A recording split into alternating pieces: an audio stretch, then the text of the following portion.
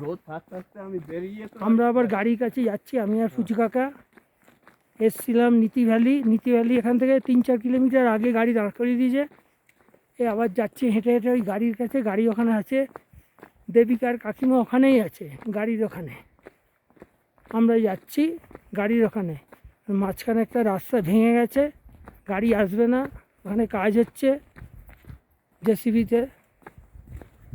আমরা এখন যাচ্ছি ওইখানে।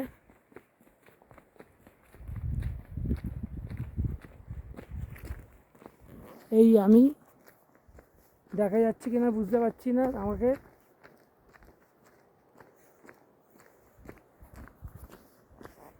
এই নাচজি ফুচু কাকার সঙ্গে।